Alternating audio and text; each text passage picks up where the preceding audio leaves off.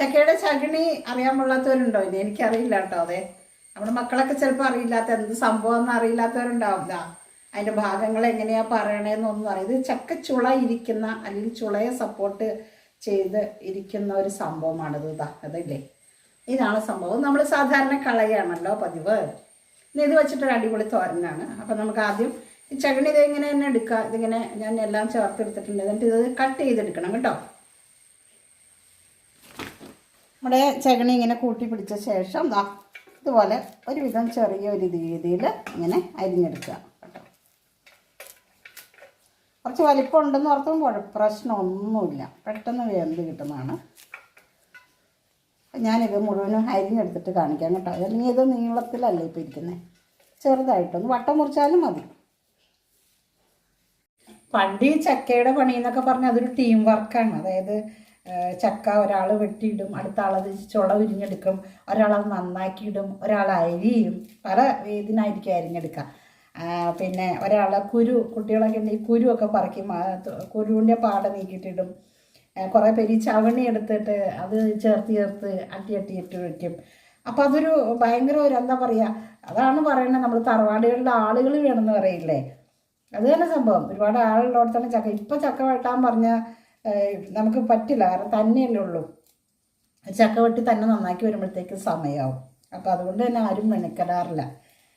പക്ഷേ അന്നൊക്കെ ഒരുപാട് ആളുകളുള്ള സമയത്ത് ചെയ്യാം. ഇപ്പോൾ ഒരു കഷ്ണമൊക്കെ നമുക്ക് വെട്ടിയിട്ട് ഇതുപോലെ ചെയ്യാവുന്നതാണ്. അപ്പോൾ ഞാൻ ഇത് അരിഞ്ഞ് കഴിഞ്ഞിട്ട് ഇതുപോലെ അരിഞ്ഞെടുത്താൽ മതി. ഒരുപാട് ചെറുത്ത പൊടിയൊന്നും ആക്കണ്ട. കണ്ട, ആ വലിയൊരു നീളത്തിലുള്ള ചവണി ഒന്ന് പകുതിയാക്കിയിട്ടാലും കുഴപ്പമില്ല. അപ്പോൾ ഇത് മുഴുവനും ഇങ്ങനെ ചേർത്തെടുത്തിട്ടുണ്ട്. ഇനി നമ്മൾ മിക്സിയുടെ ജാറിലേക്ക് 2-3 ഉണക്കമുളക്, ചെറിയ ഉള്ളി കുറച്ച്. ഇതിപ്പോൾ ഞാൻ സവാള എടുത്തത്, ചെറിയ ഉള്ളി തീർന്നിരിക്കുകയാണ്, ഇവിടെ അധികം സവാളയാണ് യൂസ് ചെയ്യണത്. പിന്നെ 2 അല്ലി വെളുത്തുള്ളി, ഇതെല്ലാം കൂടെ കഴുകി അരിഞ്ഞെടുത്തിട്ടുള്ളതാണ്. ഇത് നമ്മളൊന്ന് ചതച്ചെടുത്തിട്ട് വരണം, അരയ്ക്കണ്ട, ചതയ്ക്കുക. നമ്മൾ അടുപ്പിലൊരു ചീനച്ചട്ടി വയ്ക്കാം. അതിലേക്ക് നല്ല വെളിച്ചെണ്ണ, ഞാനിവിടെ ആട്ടിയെടുത്ത വെളിച്ചെണ്ണ ആട്ടോ ഒഴിക്കുന്നത്. നല്ലൊരു ടേസ്റ്റ് ആയിരിക്കും കേട്ടോ. വെളിച്ചെണ്ണ കുറച്ചൊഴിക്കാം. ഇതൊക്കെ നമ്മൾ ചക്കയില്ലാത്ത നാടുകളിൽ ഒരു കഷ്ണം ചക്കയൊക്കെ മേടിക്കുന്ന മലയാളികൾക്ക് ചെയ്യാവുന്ന കാര്യങ്ങളാണ്. ചക്കയുടെ മുള്ളു മാത്രം കഴിഞ്ഞാൽ മതി, ബാക്കിയെല്ലാം നമുക്ക് ഒരുവിധം അതിൻ്റെ എല്ലാ വീഡിയോസും ഞാൻ ഇതിനകത്ത് ഇട്ടിട്ടുണ്ട്. 2 കടുക് ഇട്ടു കേട്ടോ. ഞാൻ കടുക് പൊട്ടിക്കഴിയുമ്പോൾ നമ്മൾ ചതച്ച് വെച്ചിട്ടുള്ള ഉള്ളിയും മുളകും മൂപ്പിച്ചത് ഇതിലേക്കിടാം. മൂപ്പിച്ചതല്ല, ഉള്ളിയും മുളകും ഇതിലേക്കിടാം. ഉള്ളി, മുളക്, വെളുത്തുള്ളി ഒക്കെ മറന്നു പോകരുത്. നന്നായിട്ട് നോക്കട്ടെ.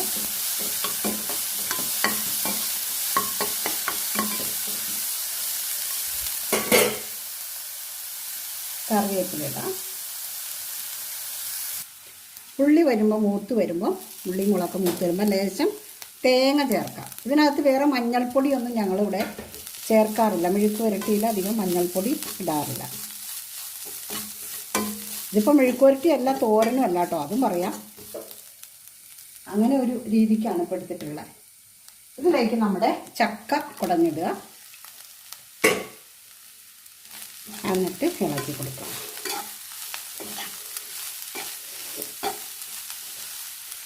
മഞ്ഞൾപ്പൊടി വേണം, കളറ് വേണം നിർബന്ധമുള്ളവർക്ക് ഇടാം. അല്ലെങ്കിൽ ലേശം കാശ്മീരി ചില്ലിയുടെ പൊടി വേണമെങ്കിലും ഇടാം. ഞാനിപ്പോൾ നല്ല എരിവുള്ള മുളകാണ് ചിക്കൻ. ഇനി ഉപ്പിടണേ,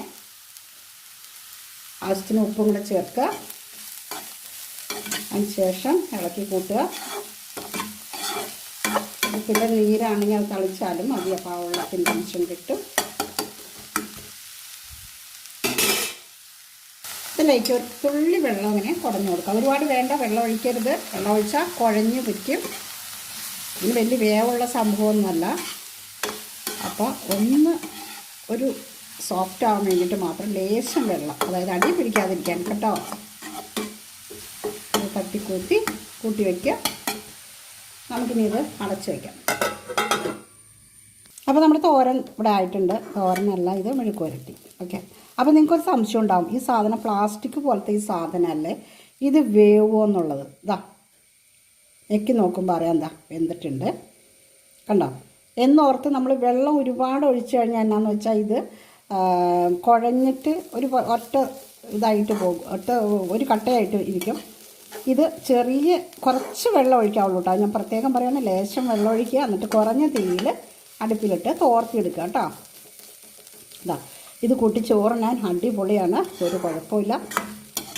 കണ്ടോ, പച്ചക്കറിയൊക്കെ പൈസ കൊടുത്ത് മേടിക്കേണ്ട ആവശ്യം. നമുക്ക് സീസണിൽ ആ സാധനങ്ങളൊക്കെ വെച്ചിട്ട് ഇങ്ങനെ ഇത്തരം റെസിപ്പീസൊക്കെ നിന്ന് ആരെങ്കിലുമൊക്കെ ഉണ്ടെങ്കിൽ, എന്നെപ്പോലെ നാടൻ ഫുഡ് പ്രൊമോട്ട് ചെയ്യുന്ന ഒത്തിരി ആൾക്കാരുണ്ട്. അവരൊക്കെ വീഡിയോസ് കണ്ടിട്ട് നമ്മൾ മാക്സിമം ഇതൊക്കെ ചെയ്ത് നോക്കാം. ഓക്കെ, അപ്പോൾ ഇതാണ് നമ്മുടെ ചവണിത്തോരൻ.